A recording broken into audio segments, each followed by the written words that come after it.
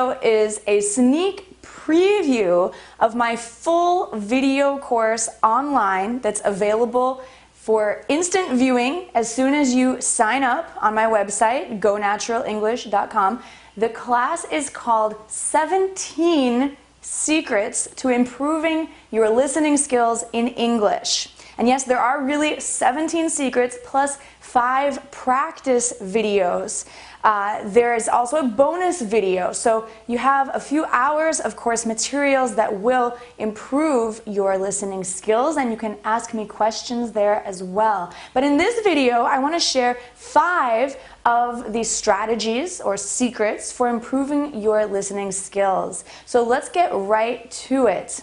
Number 1, your mindset.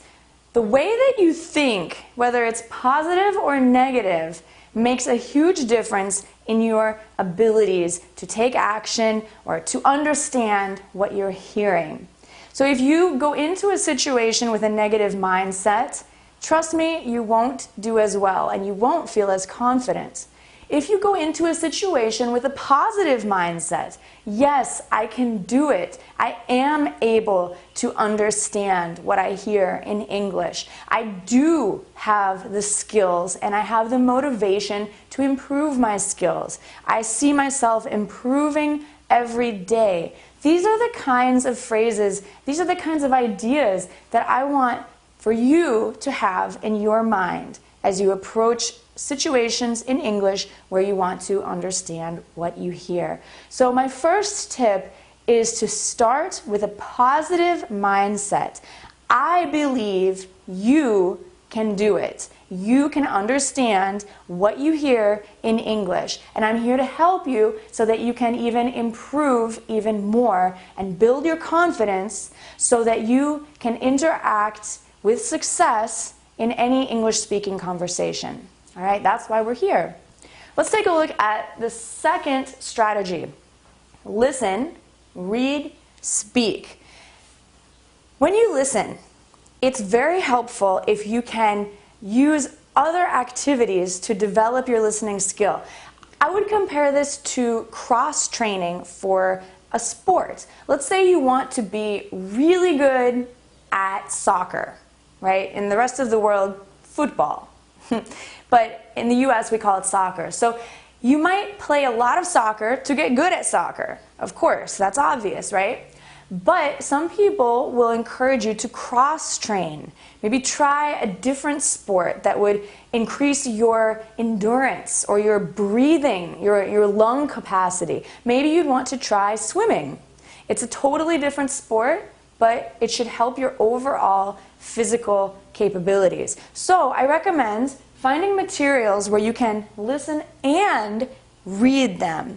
So this video is a material that you can listen to and you can read the subtitles, right? So you could start by listening only, don't read the subtitles, and then the second time that you watch the video, you can listen and read, so pay attention to the subtitles. Other materials you could use include my podcast project, All Ears English. You could use the Voice of America News. They often have listening and reading that you can do together. All right. The third is speak.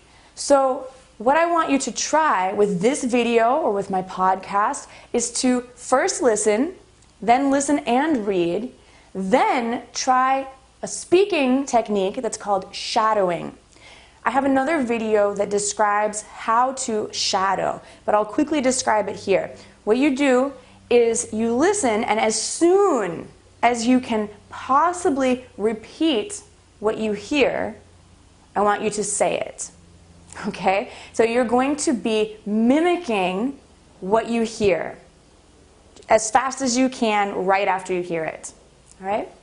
So in these 3 ways, you're going to develop your listening skills, because reading will help you identify the connection between what you hear and what you read. Okay? And speaking, well, if you can say a sound, you'll be able to hear it better. I hope that makes sense. But trust me that this kind of cross-training will really help your listening skills. Next, diversity. I encourage you to listen to a diverse set of materials. Try some listening materials that are short, 2 minutes, 3 minutes, 5 minutes. And then, as you advance, try materials that are longer, 20 minutes, 30 minutes, a full movie of an hour or two. So a diversity of length of materials, and shorter length materials are better for repeating over and over. If you have a 3-minute video, you could repeat that 5 times and you've still only studied for 15 minutes, so it's very easy to do. Another point about diversity is I encourage you to begin listening to materials that are interesting to you, that fit within your interests. So if you're interested in soccer, listen to material about soccer, or listen to an actual soccer game with English sportscasters or announcers. But I want you to push yourself to go outside of your interests and listen to a diverse range of materials. Okay? If you are an artist, I want you to find science materials to listen to. You could listen to the NPR radio, that's the National Public Radio, or the BBC radio, the British Broadcasting, what is C? Channel, I think. There you're going to find topics on science, technology, business, health, all different kinds of topics that you can explore to listen to a diverse range of materials. Why should you do this? Because of vocabulary. I want you to be familiar with a wide range of vocabulary. So again, begin with topics that motivate you, that you're really interested in. But when you're ready for a challenge, try materials that you wouldn't naturally be drawn to. Maybe something in a different field or a different topic than you would usually choose. And that will keep things fresh. That will challenge you. Okay? Next, guess first. Why would you guess first? We want to be sure. We want to have concrete, 100% confidence in what we're hearing, right? Well, actually, no. I want you to guess what you think you're going to hear based on the situation or the materials that you expect. So let's say you are listening to one of my video lessons. I want you to look at the title first and take 3 seconds to guess what you are going to hear in that video. This activates your brain and you start thinking about vocabulary that you can expect. And that way that vocabulary is fresh in your mind and your brain doesn't have to work so hard to dig it up. So before you enter a conversation at a specific event or a specific place with a certain person, I want you to guess, what do you think that person might want to talk about? That will help you to be prepared mentally for that conversation or for the material, like my videos. Last point, understand the big ideas. What I mean by this is I want to help you to understand what's special about the structure of English and the way that we speak. What are the patterns?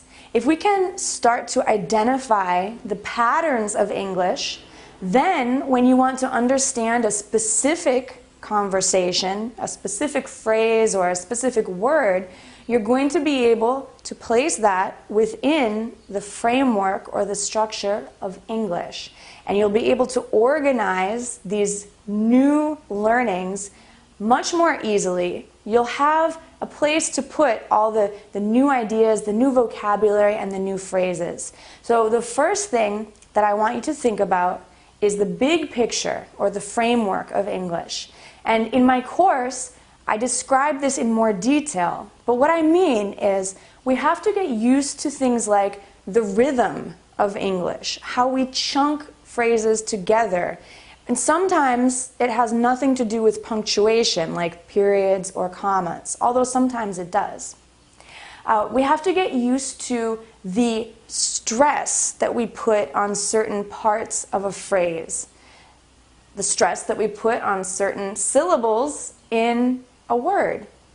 we have to get used to how in English we have key content words and we have weaker function words. I'll explain all this in my full course. We have to get used to also the sounds that we're going to hear within the words that maybe you don't have in your native language, like the TH sound or the R or the L or maybe the P or the B sound. I know in other languages these may not exist. So this is what I call getting used to the big picture or understanding the big picture so that you have a framework to understand how English is special. And when you learn new ideas or new words, you can organize all of these things in your brain. And when we organize, it helps us to remember. All right? So these are 5 secrets for listening success. I would love it if you would come join me for my full course, the 17 Secrets to Improving Your Listening Skills in English, which you can find on my website at gonaturaleNglish.com under courses. I can't wait to see you there, so come join now.